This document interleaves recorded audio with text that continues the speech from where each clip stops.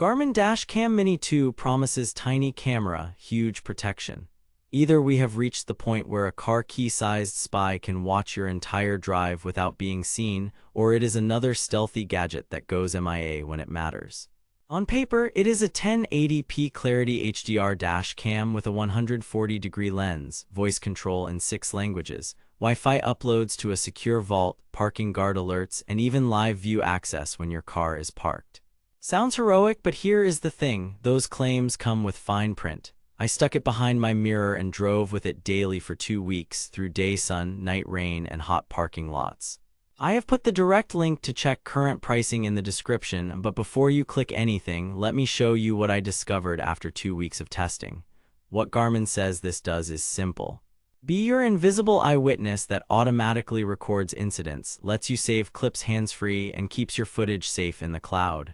The key promises are: discrete car key-size design that mounts behind the mirror, 1080p HDR video with a wide 140-degree field of view, voice control to save video, snap photos, and toggle audio, parking guard alerts in live view via the Garmin Drive app. Sounds solid, right? But here is where things get complicated. Reality check. They claim crisp 1080p with clarity HDR. What you actually get is clean, well-exposed footage by day and usable but not forensic detail at night. Here is why: 1080p across a 140-degree lens spreads pixels thin. Do the math. Roughly 19-20 pixels across 140 degrees is about 13 to 14 pixels per degree. A distant license plate might only span a few dozen pixels while both you and the subject are moving, and at 30 FPS with HDR, motion blur, and headlight glare work against legibility. In daytime, plates within your lane at close distances are often readable. Across 2 lanes or at highway speeds, your odds drop compared to 1440p or 4K cameras. They claim hands-free voice control. Reality, it works mostly. In a quiet cabin, I got reliable responses about 8 out of 10 times to save clips or start and stop audio. Add road noise, music, and AC, and it dips closer to 5 or 6 out of 10. Still handy when you need to tag an event without taking your hands off the wheel, but set expectations. They claim automatic uploads to the secure vault. Reality, saved incident clips will upload when the cam has power and a Wi-Fi connection. Garmin gives you a limited free window for cloud storage. Longer retention needs a paid plan. That is not a scam, it is how most brands do it, but do not assume indefinite free storage. Also, Wi-Fi uploads happen when your car is in range of a known network. Park underground or far from your home router and clips will sit on the card until you reconnect. They claim parking guard alerts in live view. Here is where it gets interesting.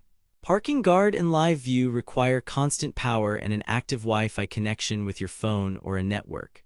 Most parking lots do not have that. So the camera can record events while hardwired, but real-time alerts and peeking in on your car rarely work unless you are parked within range of Wi-Fi. I did get motion notifications in my driveway in a mall garage. Silence. Some users report occasional false alerts from heavy trucks or vibrations. Others say it misses minor bumps. Your results will vary based on mounting, sensitivity, and power setup. They claim durability and heat. Reality backs this up. The Mini 2 uses components that handle direct sun and hot interiors better than battery-based cams.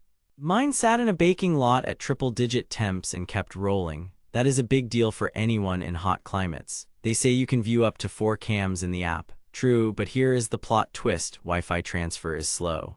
Pulling long clips is faster via the microSD card, class 10 or better, 8 GB minimum, up to 512 GB supported. There is no screen on the unit, so initial alignment and settings live in the app.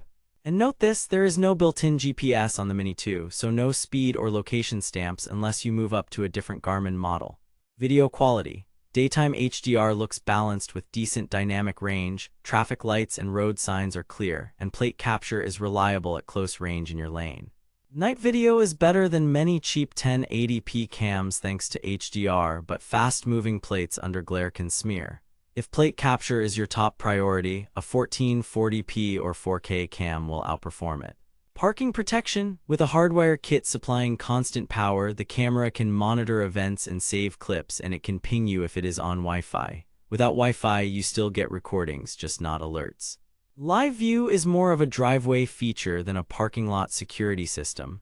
That limitation is the part the marketing does not shout about. Build and design. The stealth factor is excellent. It is genuinely car key-sized, sits hidden behind most mirrors, and includes a dual USB charger so you do not sacrifice a charging port. The adhesive mount sticks well, the ball joint gives decent adjustability. Heat resilience is a standout for this price. App and storage. Garmin Drive is simple but not the fastest for big transfers. Auto sync for up to 4 cams is clever for front, rear, and side coverage. Cloud Vault is convenient, but extended retention costs extra. Many buyers love the set-and-forget reliability. A vocal minority reports pairing hiccups on Android and intermittent Wi-Fi reconnects. Amazon rating hovers around 4 stars, which tracks with my experience.